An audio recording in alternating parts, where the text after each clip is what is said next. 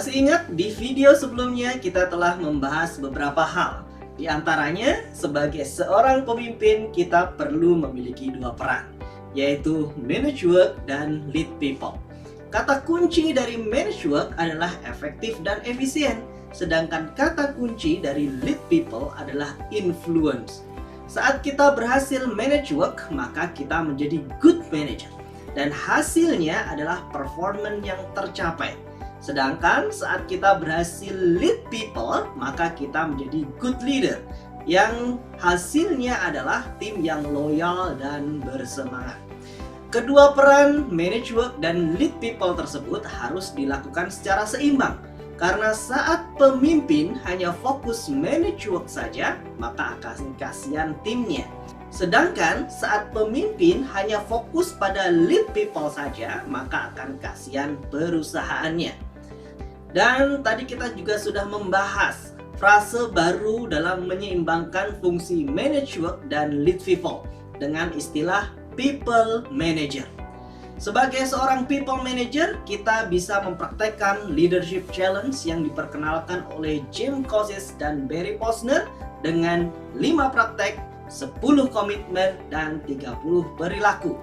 Di video kali ini saya akan membahas tentang praktek pertama dari leadership challenge, yaitu model the way.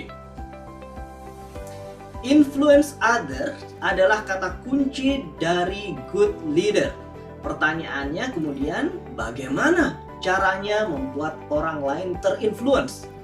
Orang akan mengikuti seseorang yang punya value yang sama dan mempraktekkan value tersebut.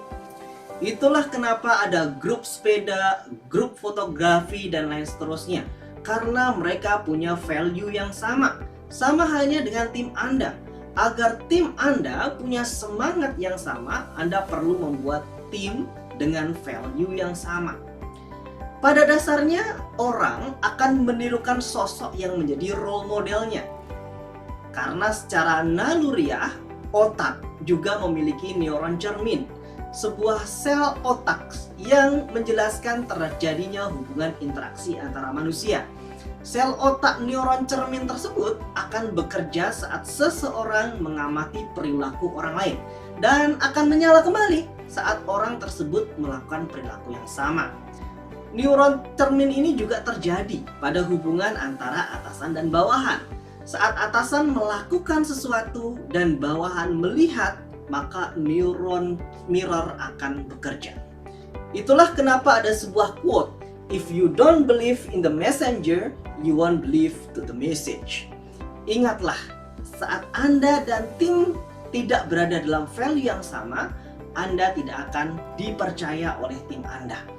Akibatnya, tanpa value yang sama, niat baik akan ditafsirkan sebagai niat buruk. Dengan value yang sama, kekurangan Anda akan dimaafkan.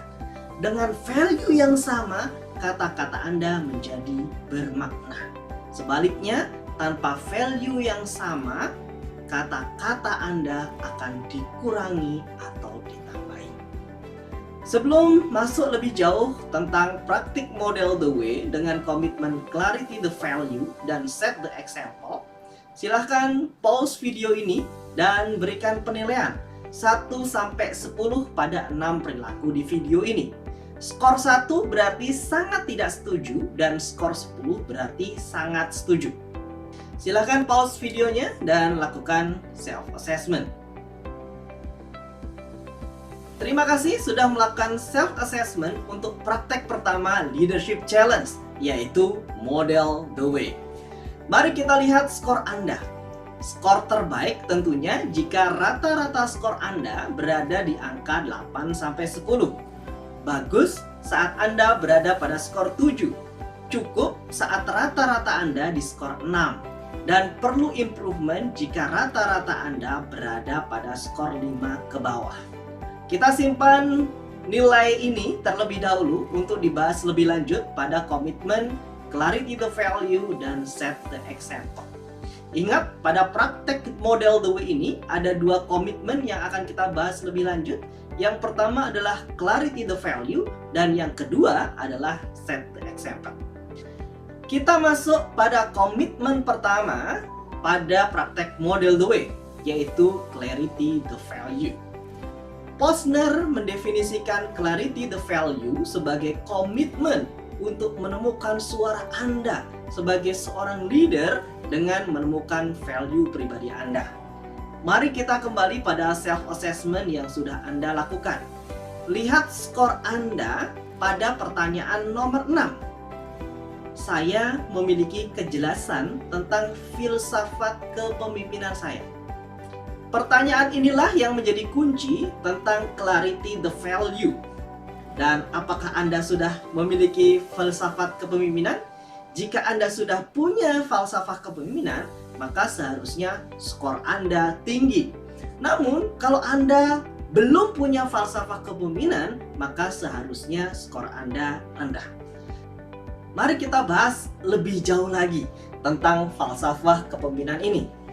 Supaya memudahkan mendapatkan contoh perilaku yang diharapkan, leader harus memiliki panduan prinsip yang jelas terkait bagaimana dia memimpin. Leader perlu memiliki kepercayaan terhadap sesuatu, sehingga dia bisa mempertahankan kepercayaan tersebut. Yang lebih penting lagi adalah mengalainkan value dari leader dengan value organisasi. Karena mereka berbicara dan bertindak berdasarkan organisasi yang lebih besar. Leader perlu membangun kesepakatan terkait dengan prinsip-prinsip dasar dan ideal bagaimana sebuah tim itu bekerja. Proses pencarian filsafat kepemimpinan tersebut tentunya bukan sesuatu yang mudah. Proses tersebut akan membuat Anda perlu melakukan perjalanan ke dalam hati yang terdalam. Perjalanan yang membutuhkan hati terbuka, kejujuran, berjalan di kegelapan, menakutkan, penuh dengan luka masa lalu. Namun akhirnya Anda akan menemukan jati diri Anda. Apa yang paling penting di diri Anda? Itulah falsafah kepemimpinan. Mari kita kembali kepada pertanyaan. Apa filsafat kepemimpinan Anda? Bisa jadi Anda akan menjawab, Ing ngarsa Suntunodo, ing madya mangunkarsa, Dato Tupwuri Handayani, leader yang baik di samping menjadi suri teladan atau panutan. Bila berada di tengah harus mampu menggugah semangat, dan bila berada di belakang harus bisa memberikan dorongan moral pada orang-orang di sekitar. Dan filosofi kepemimpinan ini dikemukakan oleh Ki Hajar Dewantoro. Sebelum Anda memutuskan filosofi kepemimpinan Anda, mari kita lihat kasus berikut. Dulu saya bekerja di pertambangan dengan roster 40 hari kerja. Kemudian cuti 14 hari, kerja 7 hari dalam 1 minggu, dan 9 jam kerja sehari. Walaupun pada aktualnya dalam sehari saya bisa kerja 12 jam. Bekerja di tambang ini bukanlah sebuah pekerjaan yang bisa dilakukan oleh sembarangan orang. Ketahanan terhadap stres begitu diuji. Dan hanya orang-orang hebat yang mampu berada dalam tekanan sebesar ini. Kisah itulah yang saya alami antara tahun 2008 sampai 2012. Dalam segerombolan tekanan yang begitu tinggi, pernah saya dipimpin oleh seorang atasan yang pertama kali datang mengumpulkan seluruh timnya dan berkata, "Saya ingin tim saya bisa berpikir satu tingkat di atasnya dan bisa bertindak satu tingkat di bawahnya. Dengan berpikir satu tingkat di atasnya, maka saya ingin seluruh tim saya siap untuk menempati posisi di atasnya. Dan dengan bisa bertindak satu tingkat di bawahnya, saya ingin tim saya memiliki empati terhadap seluruh pengikutnya." Di panasnya terik pekerjaan di tambang, kata-kata itu ibarat oase yang menyejukkan. Kata-kata inspirasi ini merubah seluruh gerak teamwork di dalam tim kami. Jika sebelumnya kalau ada keputusan dari atasan yang kemudian merepotkan tim bawahannya, saat ada masalah dari keputusan tersebut, maka jurus Tai Chi Master pun digunakan. Dengan mudah, tim di bawahnya akan bilang, ini adalah arahan atasan, dan blaming ke atasan pun terjadi. Kondisi ini berubah setelah atasan menyampaikan falsafah kepemimpinannya. Saya ingin tim saya berpikir satu tingkat di atasnya dan bertindak satu tingkat di bawahnya. maka suasana tim berubah. Beliau memberikan kejelasan perilaku dari falsafah kepemimpinan ini. Setiap kali ada keputusan dari level yang lebih tinggi, beliau akan berpikir satu tingkat di atasnya. Dan hal yang sama dilakukan dengan mengajak timnya. Tolong, kalau ada keputusan dari saya, berpikirlah seperti saya, kenapa keputusan ini harus diambil. Peristiwa atasan saya menyampaikan falsafah kepemimpinan ini sudah terjadi hampir 10 tahun yang lalu. Namun kata-kata itu masih saja menjadi inspirasi dan menjadi salah satu patokan saat saya bekerja. Setelah saya belajar tentang leadership, saya baru menyadari bahwa atasan saya sedang mengimplementasikan praktek leadership challenge pertama, yaitu praktek model The Way. Di mana ada 2 komitmen di dalamnya, yaitu praktek clarity the value dan praktek set the example. Komitmen clarity the value ditandai dengan kejelasan falsafah kepemimpinan. Kejelasan falsafah kepemimpinan yang dimiliki oleh atasan saya ditandai dengan kata-kata, saya ingin tim saya bisa berpikir satu tingkat di atasnya dan bisa bertindak satu tingkat di bawahnya. Jika melihat dari falsafah kepemimpinannya, saya yakin bahwa salah satu personal value yang dimiliki oleh atasan saya adalah development. Mempraktikkan praktek leadership challenge pertama, yaitu model The Way, saya pun mencoba mencari value saya untuk memperjelas falsafah kepemimpinan saya. Saya menyadari bahwa performance hanya akan terjadi jika kita merubah diri kita. Sehingga falsafah kepemimpinan saya adalah buka City Cos. Kita akan kembali lagi dari kasus tadi ke komitmen clarity the value. Bagaimana dong caranya kemudian kita bisa menemukan falsafah kepemimpinan yang saya banget? Bukan falsafah kepemimpinan dari orang lain, bukan falsafah kepemimpinan dari tokoh-tokoh hebat, namun falsafah kepemimpinan yang saya banget. Dalam ilmu psikologi dikenal dengan istilah survival and victim. Survival merupakan korban dari kejadian yang bisa mengambil hikmah dan belajar. Sedangkan victim sebagai korban yang merasa dirugikan oleh lingkungan. Banyak leader yang menjadi survival dan menjadikan pengalaman kelamnya sebagai acuan atau value dalam menentukan cara memimpin. Sejarah masa lalunya memberikan arti dalam kehidupan, menuntun mereka untuk menemukan passion dan inspirasi yang bermanfaat bagi dunia. Bila Anda berkaca pada pengalaman masa lalu, maka Anda dapat melihat dengan jelas value apa saja yang dapat Anda gunakan untuk memimpin orang lain. Value ini dapat digunakan untuk membuat pengikut Anda tertarik atau bergerak atau mengeluarkan sumber daya terbesar yang sudah mereka miliki. Setelah Anda memahami pentingnya value, kemudian saatnya kita mewujudkan value tersebut ke dalam falsafah kepemimpinan. Silahkan buka di link berikut bit.ly/3i S besar H G K besar dan K. Tugas Anda setelah Anda membuka link tersebut, pilih value yang menggambarkan diri Anda. Ingat, bukan value yang menurut Anda penting, namun value yang menggambarkan diri Anda. Ingat juga, tidak ada value yang lebih baik dari value yang lain.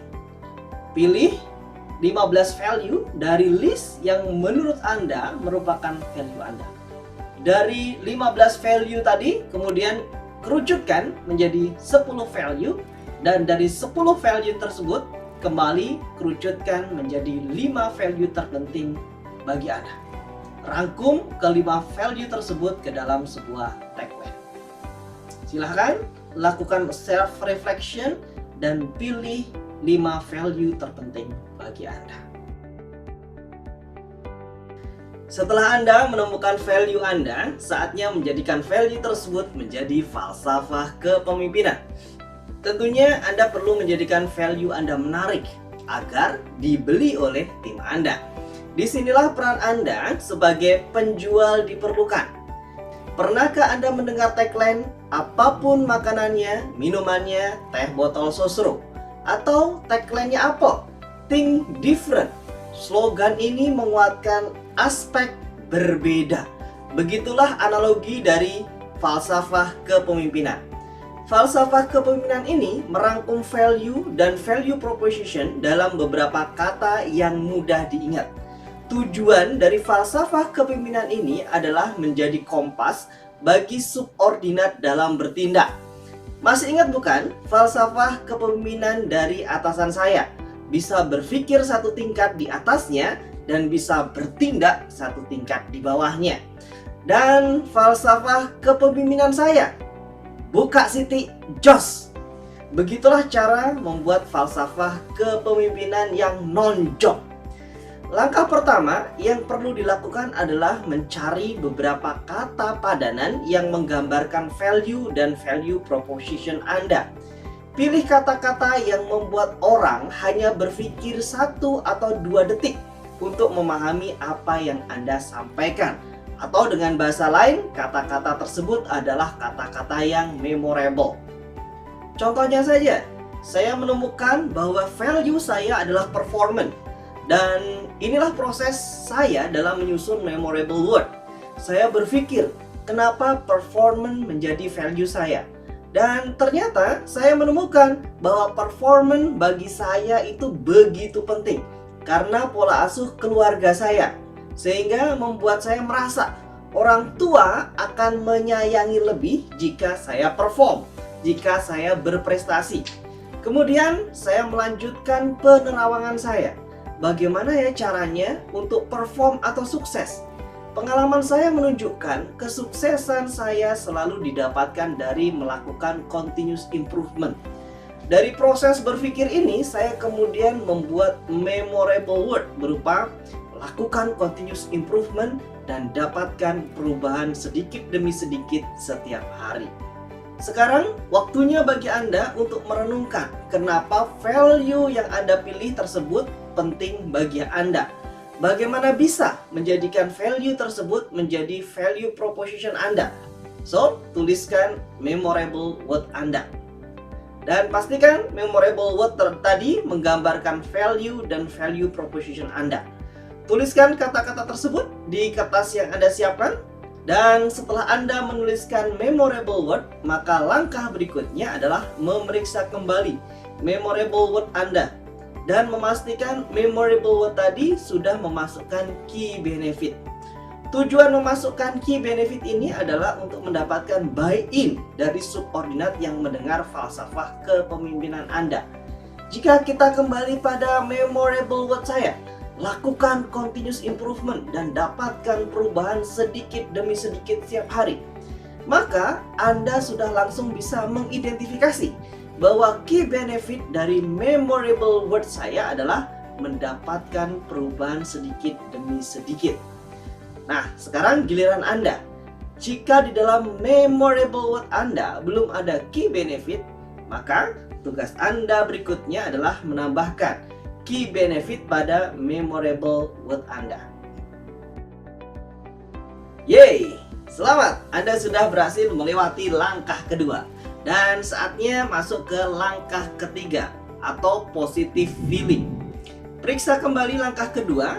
Jika bahasa yang Anda gunakan untuk membuat falsafah kepemimpinan masih menggunakan kata-kata yang berkesan negatif, maka rubah kata-kata Anda untuk meningkatkan kesan positif. Masih ingat dengan falsafah bisa berpikir satu tingkat di atasnya dan bisa bertindak satu tingkat di bawahnya. Bagaimana kesan yang Anda tangkap? Positif bukan? Bagaimana jika falsafah tersebut diganti dengan tidak hanya bisa berpikir di levelnya dan bisa memberikan contoh pada anak buahnya? Maka mana yang menurut Anda lebih positif? Tentunya yang pertama yang lebih positif. Saatnya kemudian memeriksa falsafah kepemimpinan Anda kembali. Kata-kata Anda apakah sudah mengandung kesan positif? Langkah terakhir yang perlu Anda lakukan adalah membuat memorable word tersebut menjadi strong word. Mari kembali ke falsafah kepemimpinan yang tadi saya rumuskan di awal. Lakukan continuous improvement dan dapatkan perubahan sedikit demi sedikit. Saya merasa kata-kata lakukan continuous improvement belum merupakan strong word, sehingga saya mencoba mencari padanan kata dari kata-kata tersebut. Beruntunglah saat itu sedang booming lagu Iwak Payek, di mana salah satu liriknya berbunyi, "Buka Siti, jos!" Inspirasi pun datang. Padanan kata dari lakukan improvement adalah buka Siti, jos. Buka sedikit hati kita, pikiran kita, dan perasaan kita. Dan jos adalah padanan kata dari mendapatkan perubahan sedikit demi sedikit setiap hari. Saatnya bagi Anda sekarang untuk melihat lagi memorable word Anda. Apakah memorable word Anda sudah memiliki strong word yang tentu saja enak didengar dan memiliki makna yang dalam? Jika Anda merasa memorable word Anda belum memiliki strong word, saatnya merubah memorable word Anda. Dan saya ucapkan selamat, Anda sekarang sudah memiliki leadership philosophy atau falsafah kepemimpinan. Dan secara tidak langsung sudah mengaplikasikan praktek pertama leadership challenge berupa model the way pada komitmen pertama, yaitu clarity the value.